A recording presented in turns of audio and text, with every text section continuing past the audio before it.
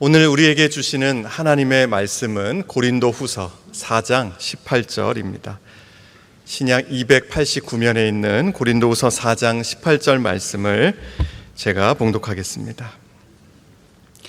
우리가 주목하는 것은 보이는 것이 아니요 보이지 않는 것이니 보이는 것은 잠깐이요 보이지 않는 것은 영원함이라. 아멘. 오늘 우리가 읽은 본문은 딱 한 절입니다. 우리가 주목하는 것은 보이는 것이 아니요 보이지 않는 것이니 보이는 것은 잠깐이요 보이지 않는 것은 영원함이라. 여러분, 우리가 살고 있는 이 세계, 이 세상은 두 가지 영역으로 되어 있습니다. 보이는 세계, 보이지 않는 세계. 보이는 세계를 흔히 자연계, 보이지 않는 세계를 초자연계 이렇게 부릅니다. 자연계는 물리적인 세계, 과학적인 세계입니다. 초자연계는 이것과 비교해서 영적인 세계, 종교적인 세계입니다. 그런데 중요한 것은 이 자연계, 초자연계 이 두 세계가 다 실제라는 사실입니다. 상상이나 허구가 아니고 자연계도 초자연계도 실제다. 차이가 있다면 자연계는 보이지만 초자연계는 보이지 않는 것뿐이에요. 그래서 바울은 우리가 주목하는 것은 눈에 보이는 것이 아니라 오히려 보이지 않는 것이다. 하나님의 백성들, 예수를 믿는 사람들이 더욱 관심을 갖고 초점을 모아야 하는 건 뭔가 하면 눈에 보이지 않는 초자연적인 세계, 영적인 세계라고 말하고 있습니다. 성도 여러분, 이 자연계나 아니면 초자연계나 둘 다 우리 하나님께서 만드셨어요.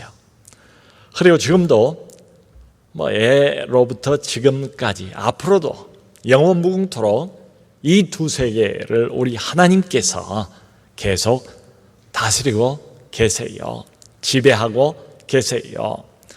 근데 성경에 의하면 이 자연 세계와 초자연 세계가 완전히 분리가 되고 멀리 떨어져 있는 게 아니래요. 이 자연계와 초자연 세계는 아주 긴밀하게 연결이 되어 있습니다. 오늘 보면 바로 뒤가 고린도후서 5장인데요. 그 5장 1절부터는 종종 장례식에서 많이 사용하는 본문입니다. 왜냐하면 여기 죽음에 관한 이야기, 또 죽음 이후에 관한 이야기가 등장을 하고 있어요. 여기 고린도후서 5장 1절을 보면 바울이 이렇게 말합니다. 이 땅에서 우리의 장막집, 그러니까 우리가 지금 입고 살고 있는 이 육신을 장막집 이렇게 불러요. 이 땅에서 우리의 장막집이 무너지면 하나님께서 지으신 집, 곧 손으로 지은 것이 아니요 하늘에 있는 영원한 집이 우리에게 있는 줄 아느니라. 그러니까 우리가 이 땅을 살 동안에는 육신이라는 장막을 입고 살아갑니다. 근데 이걸 벗을 날이 와요. 수명에 다하면 이제 죽음을 맞이하지 않습니까? 그러면 육신의 장막을 벗고 우리는 어디로 가는가 하면 하늘의 집, 하나님이 만들어 놓으신 집으로 위치 이동을 한대요. 그런데 이 말씀을 보면 그 사이에 어떤 중간 단계가 없어요. 죽고 난 다음에 어떤 중간 단계로 가거나 아니면 어떤 깊은 무의식 세계로 들어가서 한참의 세월이 흐른 다음에 나중에 주님 계신 천국으로 옮겨간다. 이런 암시 전혀 없습니다. 우리 육신의 장막을 벗으면 바로 그 즉시로 하늘의 집으로 옮겨가는 거예요. 그러니까 이 땅의 자연계와 초자연 세계가 자연스럽게 연결이 되어 있어요. 어떤 사람은 이런 말을 보면서 그건 그래도 목사님 그 장래 예식, 종교 의식 여기에 관한 이야기 아닙니까? 그러니까 의식이니까 의식일 뿐이고 형식일 뿐이고 그래서 이것도 종교적인 용어에 불과하지 않겠습니까? 뭐 이런 생각을 하는 사람도 있을지 모르겠어요. 자, 여러분, 그런데 사도 바울, 이 사람이 어떤 사람입니까? 바울이 언젠가 자기가 삼층천에 끌려가서, 삼층천이라는 것은 유대인들은 그렇게 생각을 했어요. 세 번째 하늘이 있다. 거기가 바로 궁극적인 우리가 돌아갈 그 장소, 천국입니다. 하나님의 은혜 가운데 바울이 삼층천 천국을 방문해서 사람의 말로는 도무지 표현할 수 없는 신비한 초자연적인 세계의 영적인 경험을 했대요. 그런 영적인 경험을 하고 이 땅으로 다시 돌아온 사람이 지금 하고 있는 이야기예요. 그러니까 이 죽음과 죽음 이후에 관한 이 말도 그저 바울이 상상해서 자기의 생각에서 나오는 이야기가 전혀 아니에요. 지금 바울은 눈에 보이지 않지만 너무도 분명한 영적인 사실, 영적인 팩트를 우리에게 말하고 있어요. 예를 들어서 여러분, 예수님께서 십자가에 매달려 돌아가실 때에 그 양쪽에 강도가 함께 매달려서 죽어가고 있지 않았습니까? 근데 한편 강도가 나중에 예수님을 알아봐요. 그리고는 그렇게 부탁을 하지요. 주여, 오늘 당신의 나라에 임하실 때 나를 기억해 주옵소서. 그러자 예수님께서 당장에 뭐라고 대답을 해 주십니까? 네가 오늘 나와 함께 낙원에 있으리라.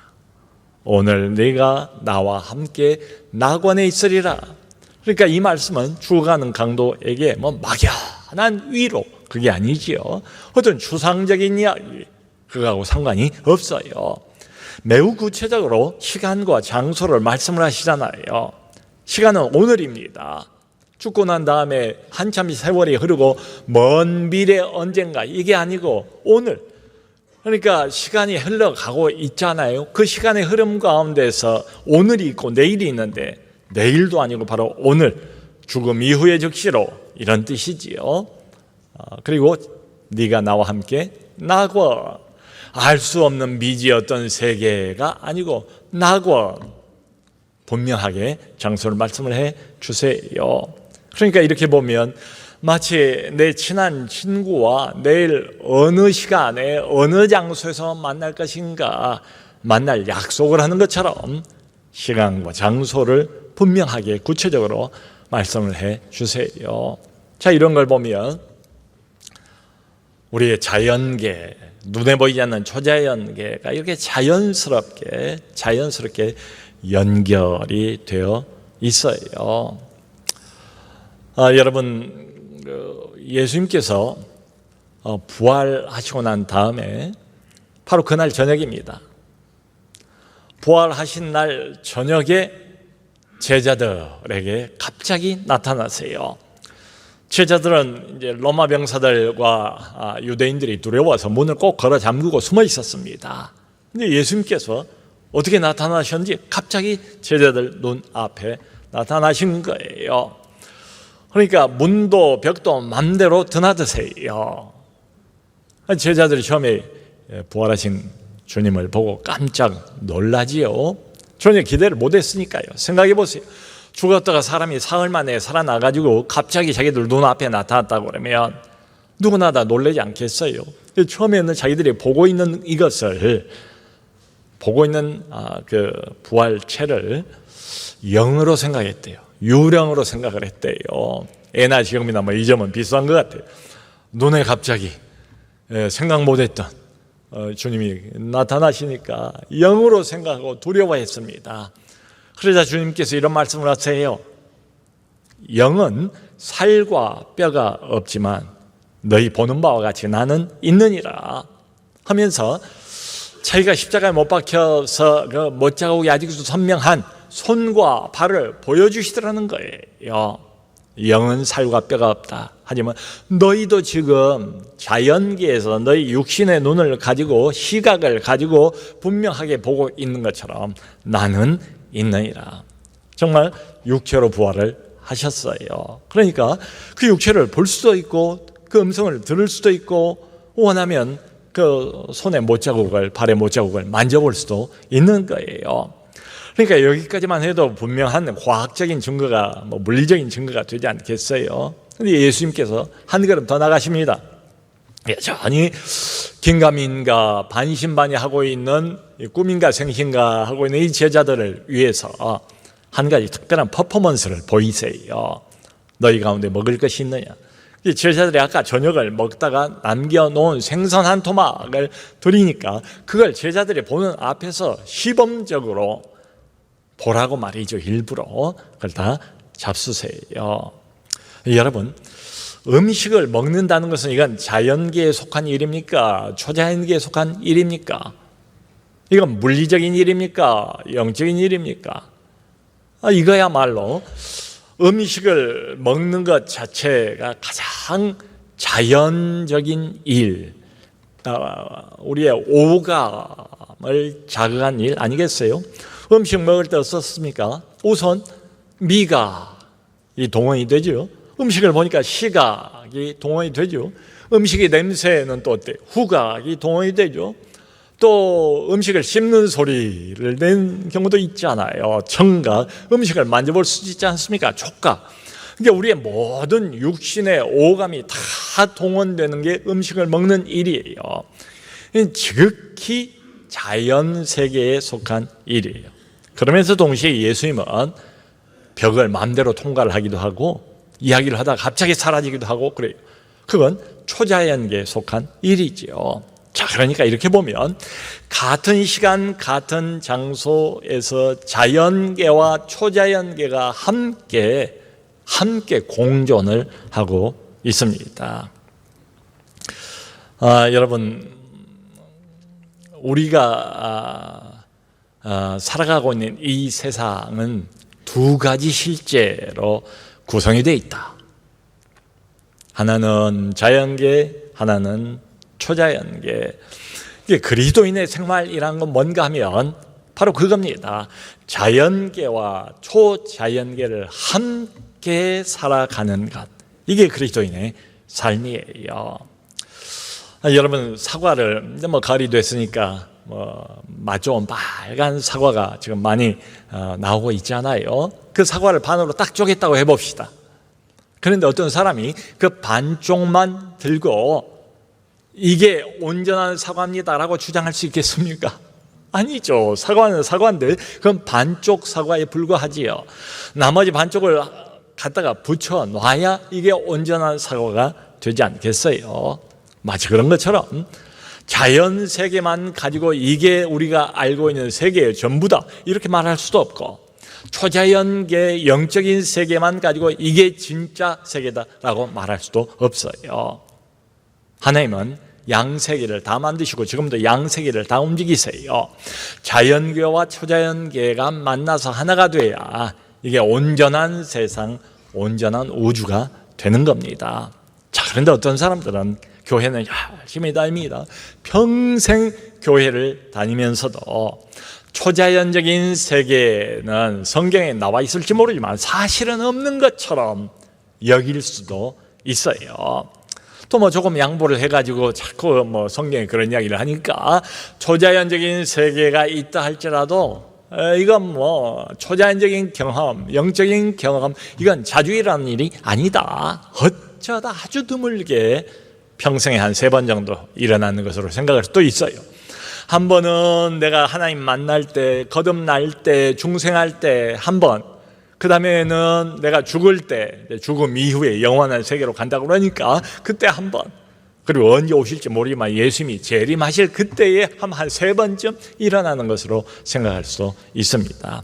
여러분, 그런데 성경을 보면 우리가 그리스도인으로서 살아간다는 것은 무엇을 의미하는가 하면 바로 지금 이 순간, 매일 매 순간 영적인 세계, 초자연적인 세계를 경험하면서 살아간다는 것을 의미해요. 예를 들어서 그 구약 성경 열왕기하 6장을 보면 그 위대한 종이었던 엘리사 그리고 그의 그 사환, 그의 엘리사의 종 이야기가 나옵니다. 그때 이제 이스라엘의 적대 국가는 아람입니다. 아람 왕이 이스라엘을 집어먹으려고 여러 번 시도를 해요. 작전을 세웁니다. 실제로 군사들을 보냅니다. 그런데 어떻게 알았는지 이스라엘 왕이 늘 그때마다 미리 자기들이 갈 길을 알아놓고 거기에 이미 군사들을 다 배치해놓고 그래서 번번이 그 침략이 실패를 해요. 이게 한두 번이 아니에요. 그러니까 나중에 아람 왕이 이 분명히 우리 안에 적들과 내통하는 첩자가 있다. 그러지 않으면 우리끼리 이렇게 은밀하게 나누는 이 작전 계획을 이스라엘 왕이 어떻게 알겠는가? 그때 옆에 있는 측근이 그런 말을 합니다. 아닙니다, 왕이시여. 이스라엘에는 엘리사라는 위대한 선지자가 있어가지고 그 엘리사가 왕이 침실에 사는 이야기까지 다 듣습니다. 이런 말을 해요. 그러니까 아람 왕이 그 즉시로 많은 아람 병사들과 기병대를 밤중에 보내요. 밤중에. 그래서 엘리사가 살고 있는 그 성읍이 도단성인데 그 도단성에 가서 엘리사의 집을 겹겹이 에워쌉니다. 아침에 엘리사의 그 사환 종이 일어나서 보니까 이거 웬 그래요? 큰일 났어요. 수많은 적들이 겹겹이 자기 집을 둘러싸고 있는 걸 발견했습니다. 그래서 이제 엘리사에게 주인님 빨리 나와보세요. 큰일 났습니다. 두려워 떨면서 그 사실을 알려요. 그래서 엘리사가 그 말을 듣고 뭐라고 하는가 하면 두려워하지 말라.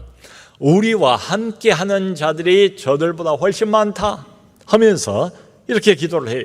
여호와여, 이 종의 눈을 열어서 보게 하여 주옵소서. 그러자 이 종의 눈이 열려서 보는데 하나님의 전군 전사들 불말과 불병거가 수도 없이 자기 집을 자기와 주인을 에워싸고 있는 것을 보게 됩니다. 성도 여러분, 여기서 중요한 것은 엘리사가 기도를 하니까 그때야 비로소 불말과 불병거가 나타난 게 아니었다는 사실입니다. 불말과 불병거, 하나님이 엘리사를 돕기 위해서 보내신 전군 전사들은 이미 원래부터 그 자리에 그 시간에 있었다 이 말이지요. 자연계와 초자연계가 공존을 하고 있었다 이 말이지요. 자, 그런데 믿음이 없는 엘리사의 종은 보지를 못한 거예요. 근데 믿음의 사람 엘리사는 이미 영안이 열려 있습니다.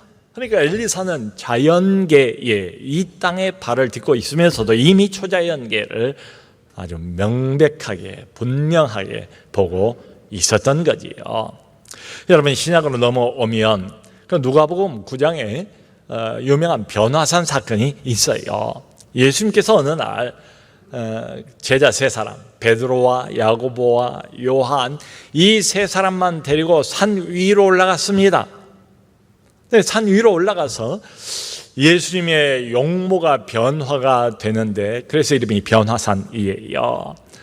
얼굴이 빛이 나면서 예수님이 입고 있는 옷이 이 세상 그 무엇으로도 그렇게 하얗게 만들 수가 없을 정도로 하얗게 바꾸어진 겁니다. 자, 그러면서 그 순간 희한한 것을 제자들이 경험을 하게 된 거예요. 초자연적인 세계지요, 영적인 세계죠. 예수님 앞에 율법을 대표하는 모세가 나타납니다. 선지자의 대표격인 엘리야가 나타납니다. 그리고 이 두 사람 모세와 엘리야와 함께 예수님께서 얼마 후에 죽으실 것에 대해서 대화를 나누는 그 모습을 제자들이 보게 된 거예요. 자, 여러분 생각을 해보세요. 제자들이 그것을 목격했던 그때로부터 모세는 약 1400여 년 전의 사람입니다. 엘리야는 그때로부터 약 900여 년 전에 살았던 사람이에요. 자, 그러면 약 1000년 그 이상의 세월을 그동안 모세와 엘리야는 어디 있다 온 것일까요? 우리가 내려볼 수 있는 간단한 대답은 주님의 나라에서 살고 있었지 않았겠나. 주님의 나라.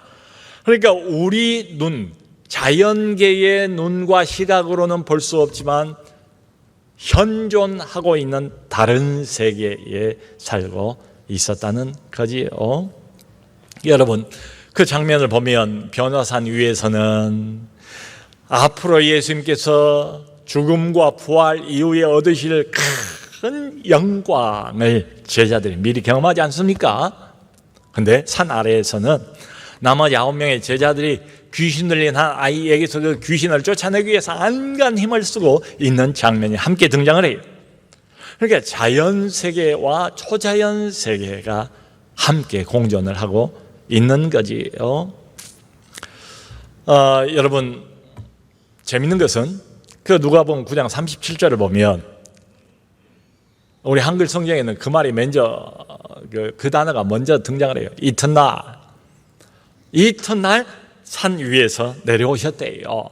그러니까 예수님께서 변화산 사건을 경험하신 다음에 제자들과 함께 하루를 묵으시고, 그리고 그 다음날 하루가 지난 다음에 이튿날 산 밑으로 내려오셨대요. 자, 여러분, 그러니까 이렇게 보면 초자연적인 세계와 자연 세계, 시간의 흐름이 이튿날이니까 자연스럽게 지금 이어지고 있지 않습니까? 그러니까 내려오자마자 곧바로 일상적인 삶, 정상적인 삶으로 다시 복귀하게 되는 거지요. 그러니까 계속해서 이렇게 보면 벽에 걸린 시계는 계속 똑딱 하고 있었다는 겁니다. 초자연적인 세계가 자연적인 시간과 공간과 연결이 되어 있다는 거죠. 그러니까 산 아래로 내려오자마자 바로 그 다음 단계의 시간으로 돌입을 하게 되는 거죠. 성도 여러분, 성경을 보면 아주 일관성 있게 이걸 강조를 해요. 초자연적인 세계, 눈에 보이지 않는 영적인 세계는 결코 우리에게서 멀리 떨어져 있지 않다. 오히려 그 반대다. 매우 가까이 와 있다. 아니, 우리 둘레에 온통 초자연적인 것들로 충만해 있다. 이렇게 성경이 주장을 해요. 그 라블이라는 단체를 세운 미국의 프란시스 셰퍼 박사는 이런 말을 했습니다. 초자연적인 우주는 우리와 멀리 떨어져 있는 우주가 아니다. 오히려 그 반대다. 즉 정상적인 생활과 완전한 연속성이 있다. 정상적인 우리의 자연적인 생활과 초자연적인 세계에는 완전한 연속성이 있다. 지금부터 한 10년 전에 인터스텔라라는 영화가 나왔습니다. 우리 한국 사람들도 많이 본 것 같아요. 1000만 명이 넘는 관객을 모았으니까 말이지요. 그 영화에서는 우리는 잘 이해를 할 수 없지만 일종의 과학 영화예요. 5차원의 세계가 나와요. 5차원의 세계. 그러니까 지구가 큰 문제를 만나서 그 문제를 해결하기 위해서 아빠가 우주인이에요. 이게 비행선을 타고 멀리 날아갔어요. 돌아올 줄을 몰라요. 딸은 어린 꼬마예요. 그런데 이 아빠가 이미 5차원의 공간에서 자기 집으로 와서, 그 영화에서 가장 인상적인 장면이 그거예요. 아빠가 이 지구가 당면한 난제를 풀 수 있는 특별한 해법을 어린 딸에게 알려주려고 묻더니 애를 써요. 그리고 영향을 미치고 결국은 이 딸이 자라서 그 문제를 푸는 장면이 나오지 않습니까? 마치 그런 거예요. 자연세계와 초자연세계, 눈에 보이진 않지만 함께 공존하고 있다. 성도 여러분, 우리는 그리스도를 믿고 그리스도를 따르는 그리스도인들입니다. 그러니까 그리스도인들로서 우리의 관심은 눈에 보이지 않는 이 세계, 초자연적인 세계.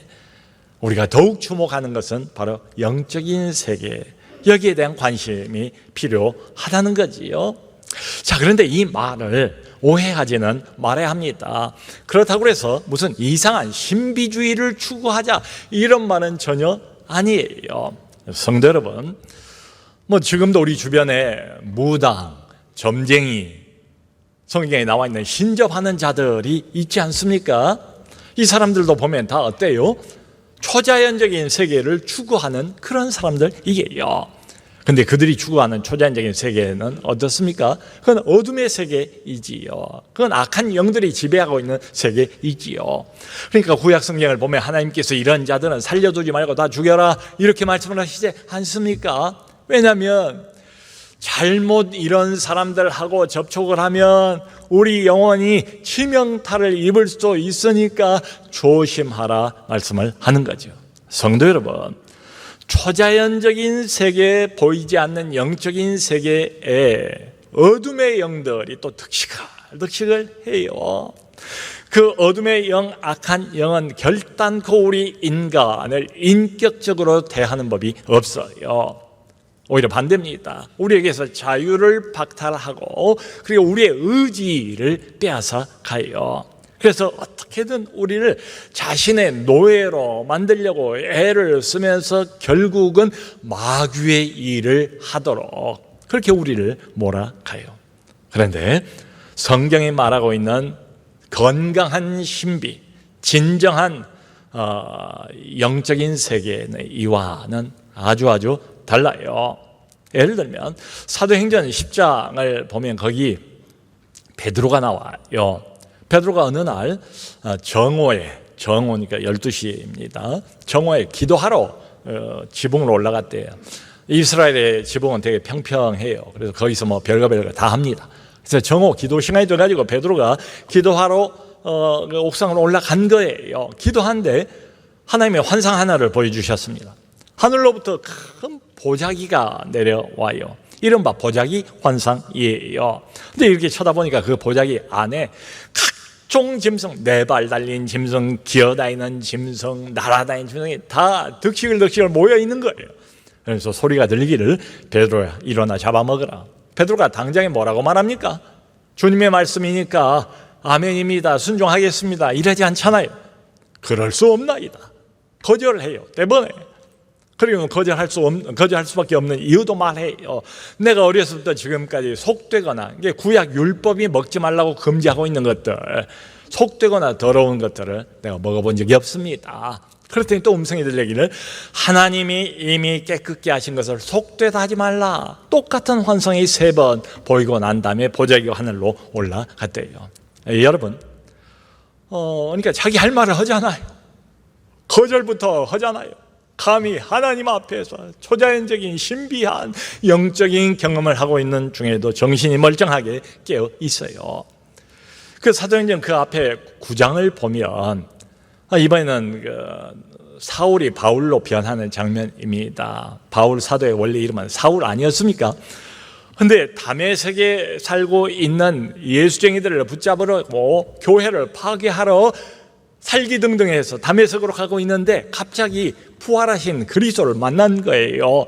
이 바울의 이 사울이라는 이 청년이 너무도 빛나는 그 광채에 그만 눈이 멀어버립니다. 말에서 떨어져요. 그럼 앞을 보지를 못합니다. 그리고 다른 사람 손에 끌려서 다메섹으로 들어가서 식음을 전폐하면서 기도를 하고 있었어요.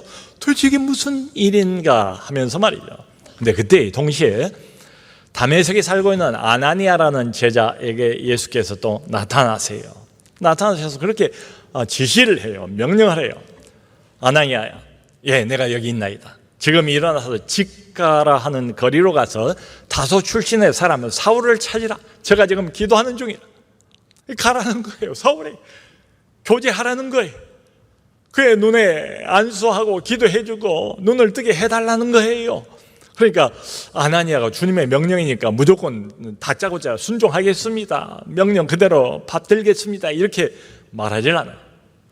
아나니아가 뭐라고 반응을 보입니까? 주여, 이 사람에 대해서 이미 소문이 파다합니다. 이미 예루살렘 교회도 망가뜨리고 파괴한 사람, 예루살렘에서도 많은 성도들에게 큰 해를 끼친 사람입니다. 그리고 다메섹에 온 이유도 교회를 파괴하고 우리 예수 믿는 주님의 제자들을 다 잡아가려고 온 것 아닙니까? 근데 이 사람에게 내가 왜 갑니까? 뭐 이런 식으로 이유 제기를 한 겁니다. 그러자 주님께서 그걸 다 받으세요. 그리고 설명을 해주세요. 가라. 이 사람은 내 이름을 위해서 이방인과 임금들과 이스라엘 자손에게 보내기 위해서 택한 나의 그릇이라. 그때야 비로소 아나니아가 알게 된 거죠. 아하, 이 마귀의 종노릇하고 어둠의 선봉장에 섰던 이 사울에게도 은혜가 임하는구나. 주님이 이 사람을 바꾸시는구나. 이 사람을 크게 쓰기 위해서 주님께서 그에게 역사하시는 것이구나 라고 깨달은 거예요. 그리고 자기가 납득이 되고 이성적으로 이해가 되고 그 다음에 몸을 움직여서 순종을 하게 돼요. 자, 성도 여러분, 이게 성경이 우리에게 보여주고 있는 신비입니다. 영적인 경험이에요. 왜 이 말씀을 드리는가 하면 바로 이 사실이 소위 동양의 신비주의 사상과는 완전히 달라요. 정반대입니다. 동양의 신비주의의 핵심, 그게 명상이든 선이든 그건 목표가 뭔가, 신비주의의 목표는 다 무아입니다. 자아를 잃어버리는 거예요. 자아를 상실시켜버리는 거예요. 왜냐하면 이 자아라는 데서 모든 문제가 다 생기니까 동양의 신비주의의 궁극적인 목표는 뭔가 하면 무아입니다. 나를 잃어버리는 거예요. 인격성이 사라져버리는 겁니다. 그런데 성경의 진정한 영적인 신비는 보세요. 우리가 생각했던 것처럼 무아지경으로 들어가는 게 아니에요. 갑자기 비인격화가 되는 게 아니에요. 인격이 그대로 살아있고 자아가 그대로 살아있고 필요하면 분명한 생각을 가지고 주님에게 말도 하고 이의제기도 하고 자기 생각을 말해볼 수도 있는 겁니다. 성도 여러분, 성경이 말하는 바, 우리가 주목하는 것은 눈에 보이는 것이 아니요 보이지 않는 것이다. 우리 예수 믿는 사람들, 하나님의 백성들은 여전히 지금도 두 세계를 동시에 살아가고 있어요. 근데 오늘 읽은 이 18절 바로 앞에 17절 말씀을 보면 바울이 아주 중요한 이야기 하나를 해요. 환난에 대해서. 우리가 지금 현재 경험하고 있는 여러 종류의 환난들, 고통들, 문제들, 이것은 가벼운 것이다. 이 환난은 장차 우리가 경험하고 맛보게 될 영원한 영광의 중대한 것을 우리에게 이루어준다. 여러분, 이게 무슨 뜻인가 하면 이 광야 세상을 살아가면서 어려움과 문제가 없는 때가 없잖아요. 이런저런 고통과 어려움과 환난을 경험을 하면서 우리가 이 세상을 살아가지 않습니까? 근데 이게 다 나쁜 것만은 아니래요. 이 환난, 고통이 우리에게 주는 큰 유익 하나가 있대요. 그게 뭔가 하면 눈에 보이는 자연세계, 이 세상의 것들에만 집착하지 않도록 우리의 눈을, 우리의 시선을 떼어서 초자연적인 세계, 영적인 세계, 하나님의 세계로 관심을 바꾸도록 해준다, 이런 말이에요. 성도 여러분, 생각해 보세요. 아마 제가 받아보는 기도 제목 중에 또 가장 많이 기도하는 게 환우들을 위한 기도일 것 같아요. 어떤 사람이 갑자기 암에 걸렸어요. 죽을 병에 걸렸어요. 약해졌어요. 병 때문에 신음하고 고통당하고 있는 사람에게 세상 쾌락이 무슨 소용이 있겠습니까? 병 때문에 하루하루가 말로 견디기가 쉽지 않은 그런 사람에게 부귀영화가 무슨 소용이 있겠어요? 하나님께서 자기 사랑하는 자녀들 너무나 세상 것에만 관심을 갖고 있으니까 눈에 보이지 않지만은 분명히 실제하고 있는 초자연적인 세계, 영적인 세계에 대해서 아무 관심도 없고 그저 명목상의 그리스도인으로만 살아가고 있는 자기의 자녀를 위해서 하나님이 우리 인생 안에 가만히 어떤 환난, 어떤 고통을 끼워 넣으신다는 거예요. 우리는 그 환난과 고통을 경험하면서 큰 변화 하나가 생기게 되는데 그게 뭔가 하면 눈에 보이는 것들, 자연 세계에 대한 집착, 좋아 보이던 세상 것들에 대한 집착, 여기에서 벗어나서 눈에 보이지 않는 것들을 더 주목하게 만들어 간다, 이런 뜻입니다. 그러므로 사랑하는 성도 여러분, 우리 하나님께서 눈에 보이지 않지만 엘리사는 믿음의 눈을 가지니까 자연계에서 우리 시각으로 보는 것보다 더 분명하게 하나님을 보지 않았습니까? 하나님은 살아계십니다. 그 살아계신 하나님은 멀리 계시지 않습니다. 지금 여기에 가까이 계십니다. 아니, 우리와 함께 계십니다. 그 살아계신 하나님을 믿음의 눈으로 바라보고 믿음으로 걸어가는 우리 모두가 될 수 있기를 주님의 이름으로 축원합니다.